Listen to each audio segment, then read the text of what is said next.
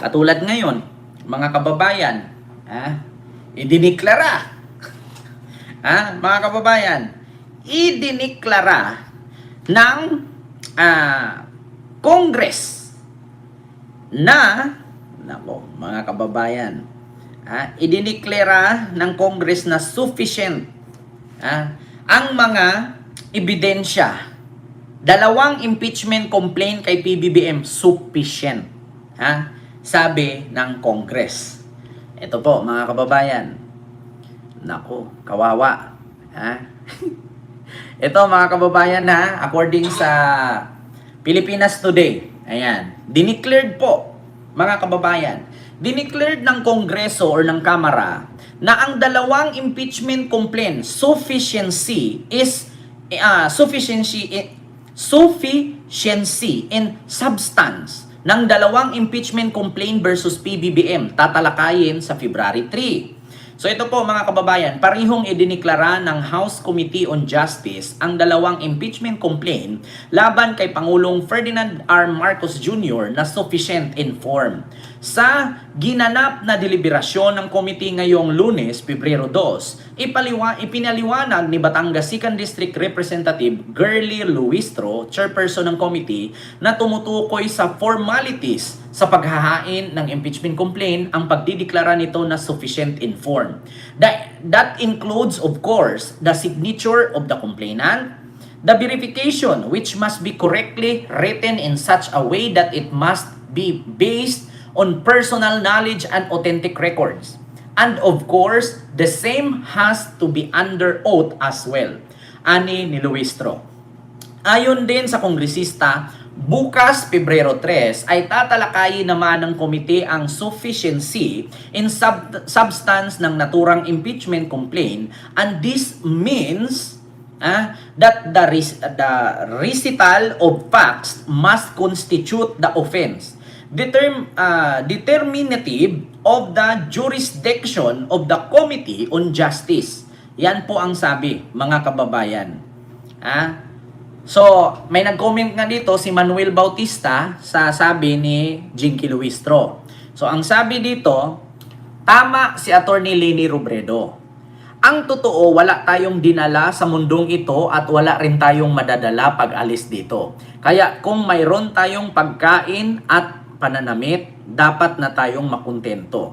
Ang mga taong naghahangad yumaman ay nahuhulog sa tukso, sa isang bitag na mapanira at walang kabuluhan, mga hangarin at nagdadala sa kanila sa kapahamakan, sapagkat ang pag-ibig sa salapi ay siyang ugat ng lahat ng kasamaan. Ang sobrang paghahangad ng salapi ay natutuklaw sa iba na tumatalikod sa pananampalataya at pagdulot ng maraming paghihinagpis sa buhay nila.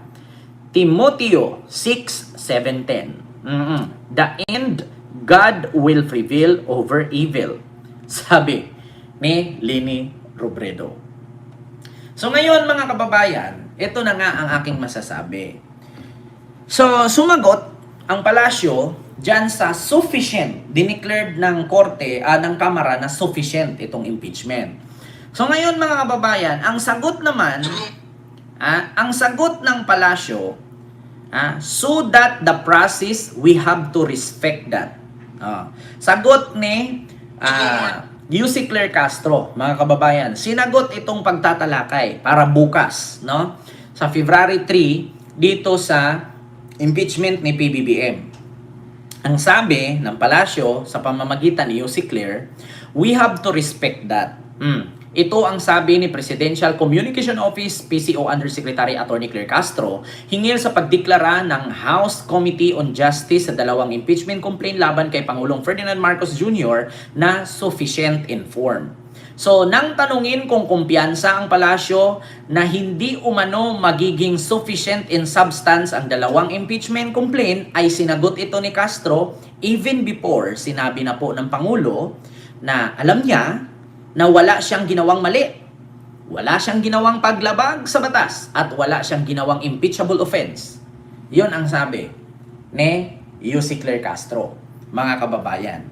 So, bukod dyan, mga kababayan, according sa aking napanood sa press briefing ni Yusik sa Malacanang, Ito po ang mga sagot niya patungkol dyan sa impeachment na idineclared ng Kamara na sufficient informed. So ang sabi, hindi nababahala si Pangulong Bongbong Marcos. Sabi nga ni PBBM, never si PBBM gumawa ng impeachable offense. Isa na dyan, wala siyang Mary Crispiatos, wala siyang Kukoy Bilyamin, wala siyang mga pekeng resibo at nagnakaw sa confidential funds. Wala din siyang mga proyekto na inaamag ng mga Nutriban.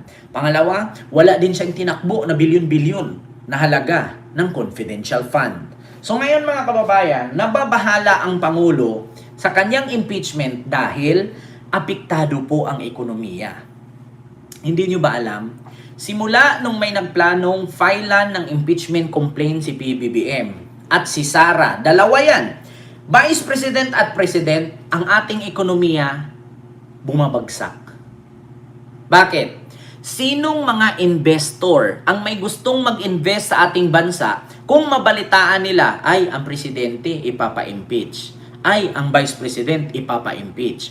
So sino na lang ang magtiwalang investor sa ating bansa kung ang mga presidente natin at vice president natin ay nahaharap sa impeachment complaint? So ano bang rason, Ken? Bakit mo nasabing bumabagsak ang ekonomiya? Tignan niyo ang dolyar.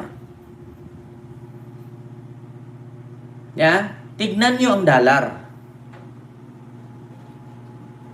Yeah? Kaya mga kababayan, babagsak talaga ang ating ekonomiya. Kasi mawawala ng tiwala ang mga investor at maglayasan yan. Kasi bakit? Saan ka magpatitiwala? Kung ang presidente ng isang bansa at pangalawang presidente ng isang bansa ay may kasong impeachment. Na kung sa tutuusin, kung ang taong bayan ng kanyang pinamunuan at ang kanilang sinasakupan ay wala ng tiwala sa kanila, so bakit pa tayo magnegosyo dito? Di ba? Yun ang rason. Kaya nababahala si PBBM dahil dyan. Hindi si PBBM na bahala na ma-impeach siya. Nababahala siya, nababagsak ang ating ekonomiya, maaapektuhan. Kasi bakit? Yung mga investor, yung ating stock sa tawag dito sa black market, babagsak yan. Kasi bakit? Sino pang gustong mag-invest? Sino pang gustong magbigay ng puhunan sa ating bansa? Kung ang presidente na naghahanap ng pampuhunan at mga investor ay hindi na gusto ng kanyang nasasakupan na which is hindi naman totoo. Kasi bakit? Yung mga nagpa-file ng impeachment kay PBBM, sila lang may desisyon yan. Tanungin ko kayo, sino bang nag-file ng impeachment kay PBBM? Makabayan Black. Tanungin natin ang Makabayan Black. Kung ang isinigaw nila ay reklamo ng taong bayan yan, sige nga, tanungin nyo nga kami kung alam ba namin yung isinampa ninyo dyang impeachment? Sige nga. Sabi ng Makabayan Black, impeachment ito para sa tao. Sambayan ng Pilipino ang may gusto nito. Bakit? Tanungin nyo nga kami kung alam ba namin yung in-impeach ninyong complaint dyan? Ganon din kay Sara. Sumigaw sila, impeachment ito para kay Sara, para sa taong bayan. Sige nga, tanungin nga natin kung yung impeachment na yan ay alam ba namin yung i-file ninyo dyan? Huwag kayong mangdamay. Kayo-kayo lang ang nag-isip niyan, hindi kami. Kasi bakit? Kung ma-impeach si Marcos, ma-impeach si Sara, yung nag-file ng complaint, tatakbo yan sa sariling interes. Totoo yan, mga kababayan. Wala akong dito wala akong kinampihan kay BBM at kay Sara. Yung mga nagpa-file ng complaint na impeachment na yan, itanong nyo kaya minsan, kung ang impeachment na yan ay reklamo ng taong bayan, tanungin nga natin ang mga kakamping at DDS, kung alam ba nila kung anong laman ng complaint na yan. Ako nga mismo, hindi ko nga alam kung anong laman ng complaint na Makabayan Black kay BBM tapos sasabihin lang, taong bayan ang may gawa, ang may reklamo. Sino ba yung mga nagpa-file ng impeachment dyan? Di ba mga kongresista sila, mga representative sa party list? Ni minsan walang ordinaryong Pilipinong nag-file dyan. Kadalasan dyan, may posisyon kongresista. Yung isa, aktivista. Yung isa, party list representative. Asaan yung taong bayan dyan?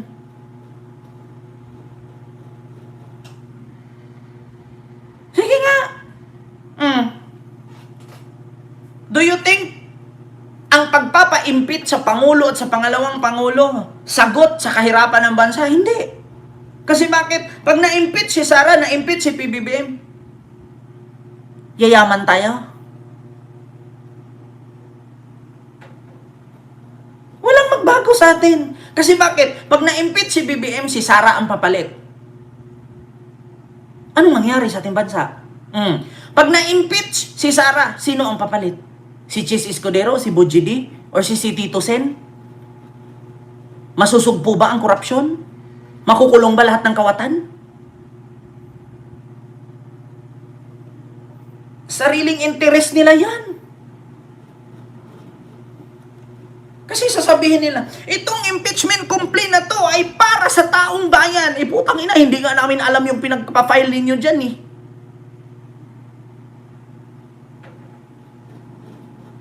Diba?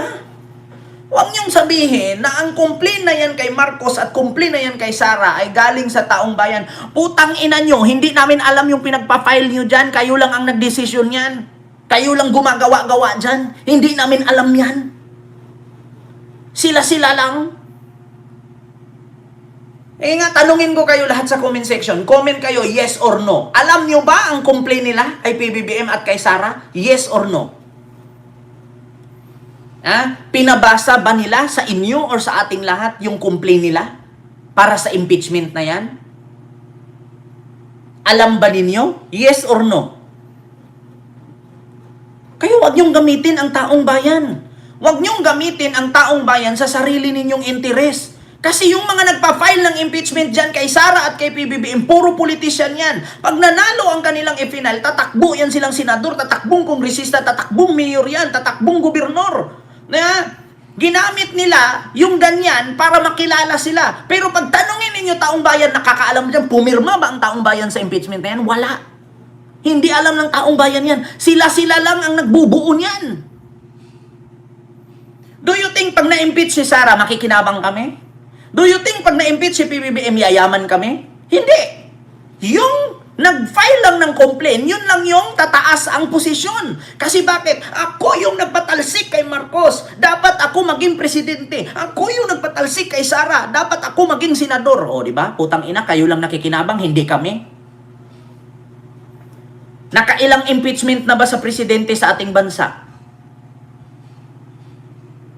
Di ba? May nangyari. Nung na-impeach si Erap, yumaman ang tao. Yan ang tanong. Kaya tigil-tigilan nyo kami dyan sa mga filing of impeachment na yan. Kasi kapag ka natupad niyang pag-i-impeach ninyo, natanggal si Marcos, natanggal si Sara, hindi kami makinabang dyan. Kayo lang mga complainant. Di ba? Tapos sasabihin ninyo, complain ng taong bayan, mahiya naman kayo. Ako nga mismo, tinanong nyo ba ako, Ken, pumirma ka dito, kaya i-impeach natin si Sara. Tinanong nyo ba ako? Ken, pumirma ka dito, kaya i-impeach natin si PBBM. Tinanong nyo ba ako? Tapos sabihin nyo, taong bayan ang may gusto, putang ina ninyo. Minsan hindi nyo nga kinonsulta ang taong bayan para mag-file kayo ng ganyan. Nung in-impeach ba si Erap noon, nagbago ba ang buhay natin? Yumaman ba tayo? Hindi ba tayo bumagsak? Paano nyo nasasabing complaint ng taong bayan yan? Yung mga nagpa-file ng impeachment complaint, 4-5 lang. Diba? Iniisa nga dyan sa complainant ni PBBM, wala ngang taga-iglesia ni Cristo dyan. Sige, tanungin ko kayo. Ni isa ba dyan sa complainant ni PBBM dyan sa impeachment na yan, may miyembro ba ng iglesia ni Cristo dyan? Para tanungin nyo na, taong bayan, ang iglesia ni Cristo, marami sila. In-inform nyo ba sa iglesia ni Cristo na magpa-file kayo ng impeachment?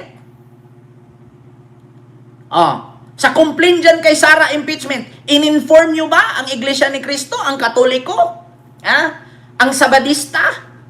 Ang born again? Saksi ni Jehovah? KOGC? In-inform nyo ba dyan? I-impeach natin si Sara, i-impeach natin si Marcos. Nanghingi ba kayo ng isang inform lang? Pinapirma nyo ba kami? Kayo lang yan, nagpaplano niyan, tanginan nyo. Tapos sisigaw kayo, impeachment ng taong bayan, tigilan nyo kami. Pag natupad yan, na-impeach si PBBM, sinong makikinabang? Taong bayan? Hindi. Kayo. Gagamitin nyo yan para sa sunod election 2028, may rason kayo na tatakbo kayo sa national politics. Kayo lang may plano niyan. Diba? Kaya sabi ng Pangulo, hindi ako nababahala na i-file ninyo yung impeachment complaint na yan kasi never akong gumawa ng impeachable offense. Nababala ka at nababahala ako dahil maapektuhan ang ekonomiya. Mawala ang mga investor, kanya-kanyang takas, kanya-kanyang alis. Kasi bakit sila magtitiwalang mag-invest sa bansa na to kung ang mismong taong bayan di umano nag-file ng complaint para patalsikin ang presidente? Taong bayan ba talaga? Hindi ko mga lang nakakausap yung mga nagpa-file ng complaint na yan. Never ko mga lang nahawakan yung mga daliri niyan, maskin isang hibla ng buhok, hindi ko nga kilala yung mga yan. Yeah? Ako nga na vlogger na may 300,000 followers. Ni minsan ba in-inform kami ng mga nagpa-file ng complaint na yan? Pinapirma ba kami dyan? Ni minsan ba yung mga viewers ko dito ngayon? In-inform ba kayo? Na gusto nyo ang complaint na yan? Di ba hindi?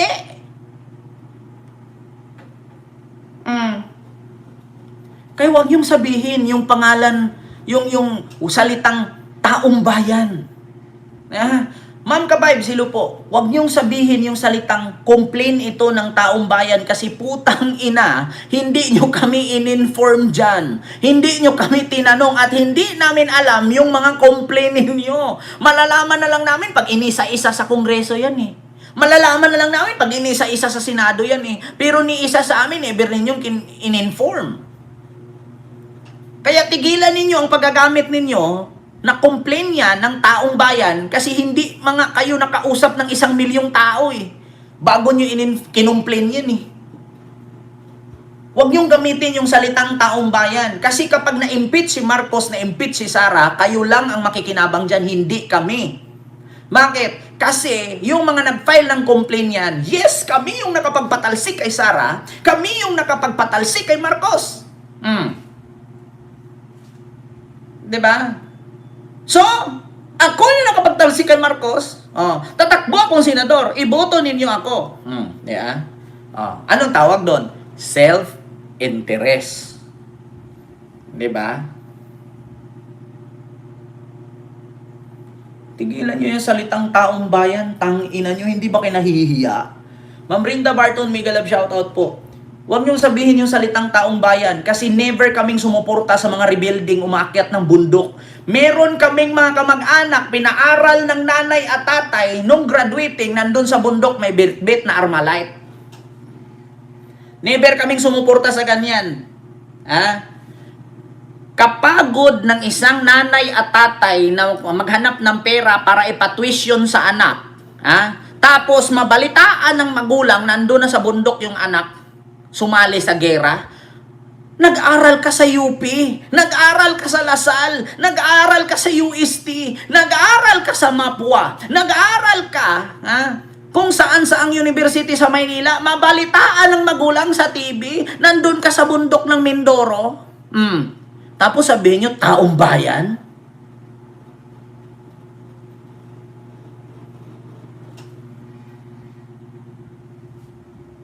Hige nga.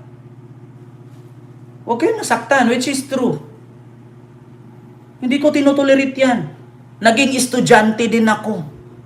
Mahirap magkaroon ng magulang na walang kakayahang maghanap ng pera para pampatuition sa anak. Tapos yung anak na binigyan ng matrikula, pinapaaral ng maayos, may allowance, may dormitoryo, may tuition. Tapos nung graduating nandun sa bundok, may bit-bit Armalite. Potang ina.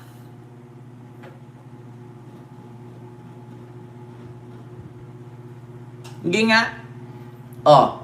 Alam ko mga DDS galit sa NPA. Dito tayo magkakasundo, mga DDS. Never kong itotolerate yan. Alam ko kung anong rason kung bakit merong rebelde sa bundok. Pero alam ko rin kung anong rason bakit may mga estudyanteng naging rebelde sa bundok. Sige nga, paki-explain. Alam ko, ako nakatira ako sa Mindanao, maraming rebelde. Ang mga nasa Mindanao, sa bukid banda, naging rebelde kasi hindi sila nararating ng gobyerno. Pero dito sa Maynila, bakit kadalasan sa mga naging rebelde ay mga estudyante? Anong rason?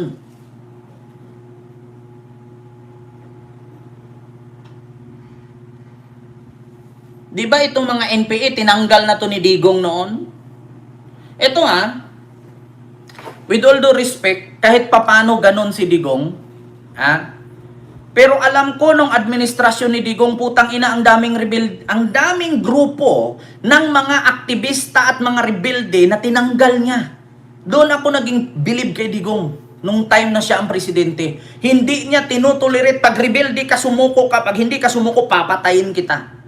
Pero ngayon, tingnan niyo rebelde. Lumalaki ulo. Dumami ang NPA. Hindi ko sinuportahan si Digong pero believe ako sa ginawa niya noon. Hindi ko makakalimutan yan. Vlogger ako ni Digong noon Alam ko kung paano ni Digong sugpuin ang mga rebelde, maskin si Isko dineclared sa Maynila na ang NPA ay terrorist. Diba? Totoo yan. Mga kababayan. Dineclare ni Isko sa Maynila ang mga NPA na terorista. Nakalimutan nyo yan? Nung mayor si Isko? Nasa Maynila ako dati. Nung unang pagka-mayor ni Isko. Di ba? Pero ngayon, tignan ninyo.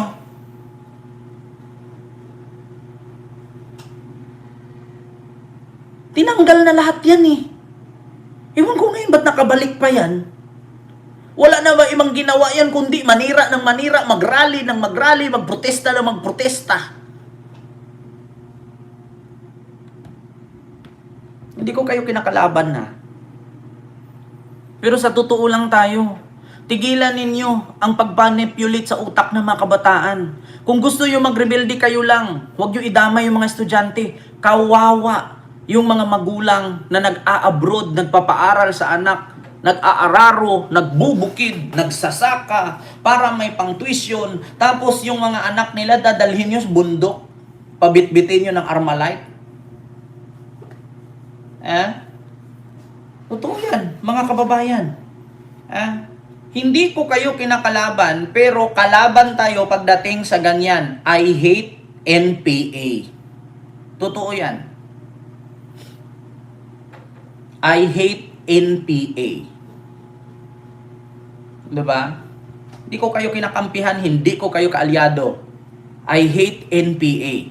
Para sa akin, ang NPA, terorista. Yun po yun.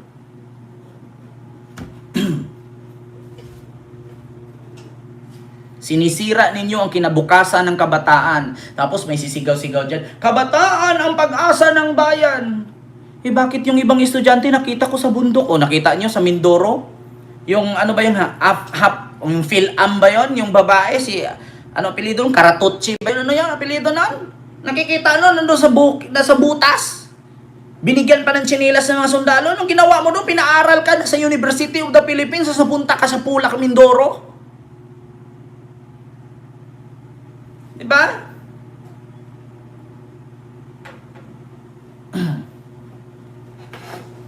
Kita mo yan?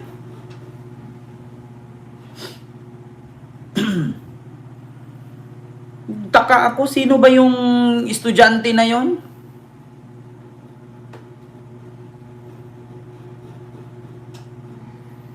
No daw? Sabi dito ni Ellie, kung may adhikain ka bilang vlogger, ganun din ang mga bakang sinabi mong mga kabataan, di lang arok sa isip mo. Ako? Hindi ko adhikain na pupunta ng bundok at magrebelde. Alam nyo, ganito lang yan Kung ako may adhikain kayo, ako, para sa kinabukasan ng bayan, hindi ko gawin ang sarili kong pupunta ng bundok at magbitbit ng armas. Bakit? Nakakatulong ba yan para uunlad ang ating bansa? Ilang dekada na namuno ang NPA. May nagbago ba? Diba? Ako, kailan lang ako naging vlogger? Ang dami kong napagising na isip. Yung mga kabataang ni-recruit nitong mga nito mga party list, pinapunta sa bundok ng bitbit ng mga armas. Nagbago ba? Ilang dekada na yan? Putang ina yung mga yan.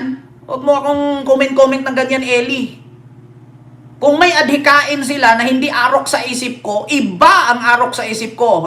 Hindi ko itutolerate yan. Pinaaral ka ng mabuti ng magulang mo, tapos i-recruit ka, dadalhin ka sa bundok, magbitbit ng armas. Nasaan yung pinag-aralan mo? Nasaan yung nasa isip mo? Talagang hindi arok sa isip ko yung inisip nila.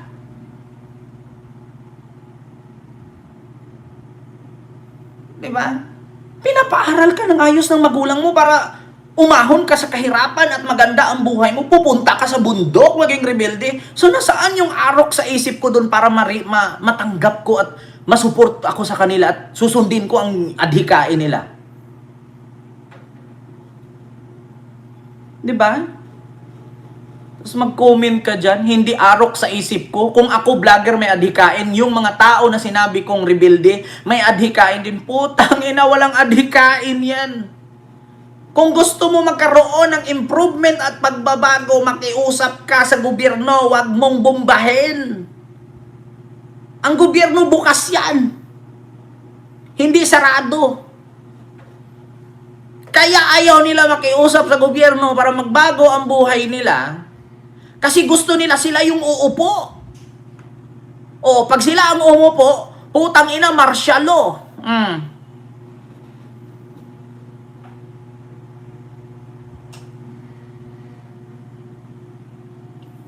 Kawawa ang kapatid ko na nandyan sa Antipolo.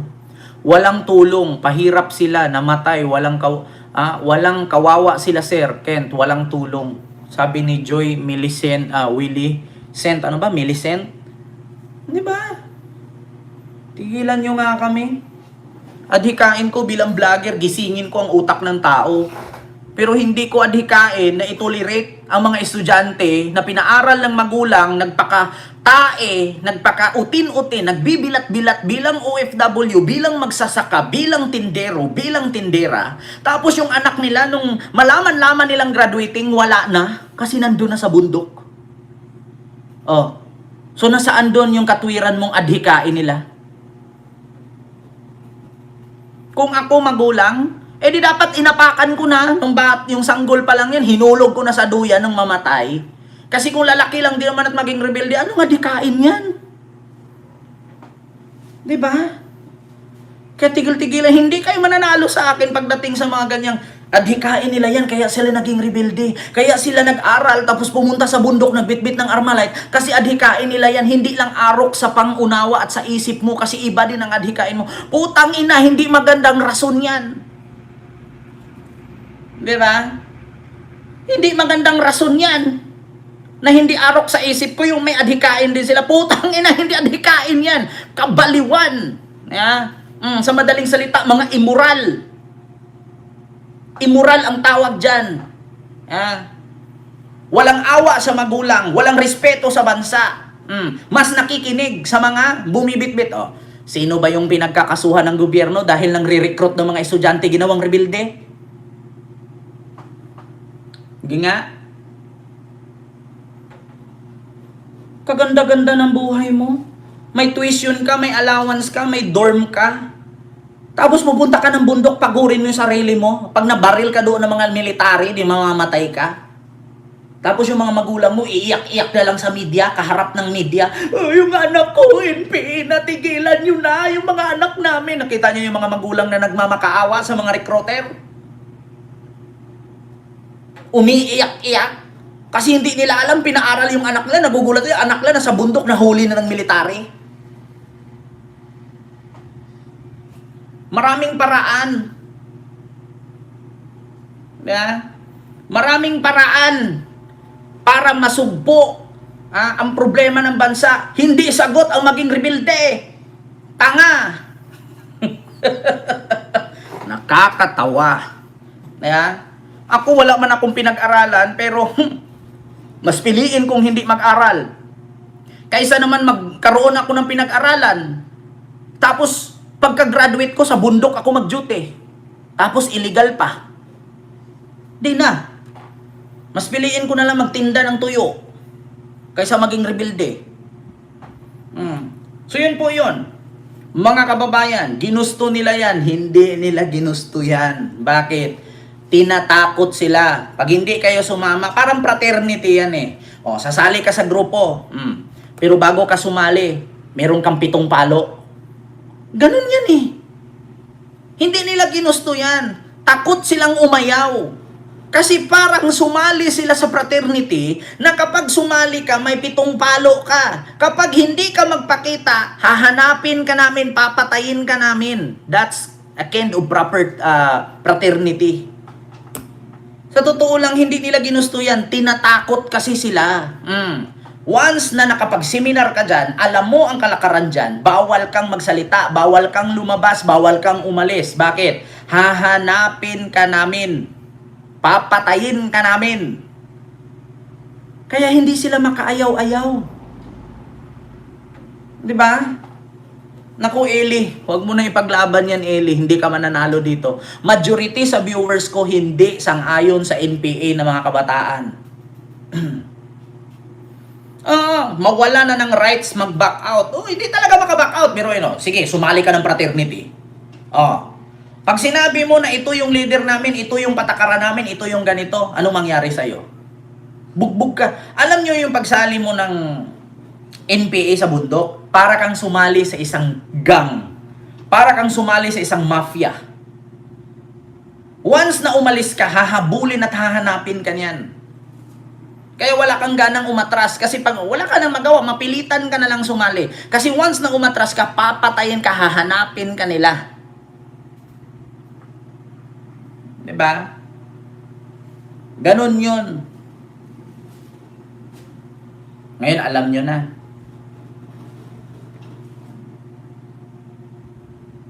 Ay, nako. Oo, ma'am, Miss JC, NPA yan, si Eli. So yun po yun, mga kababayan, yung ating reaksyon sa mga oras na ito. Kaya ulitin ko, tigilan nyo yung kakagamit ninyo ng impeachment complaint na taong bayan. Kung makita namin dyan complainant, 3, 4, 5 lang, paano nyo nasabing taong bayan? Mahiya naman kayo. So yun lang, mga kababayan. Maraming salamat po, sa inyong lahat. Mag-ingat po kayo palagi, Hindi ko po kayo maisa-isa. May live po tayo ulit mamaya. So maraming salamat po, mga kababayan. And see you next live, mga kababayan. God bless. Thank you. And bye-bye. Kita-kits po tayo ulit mamaya.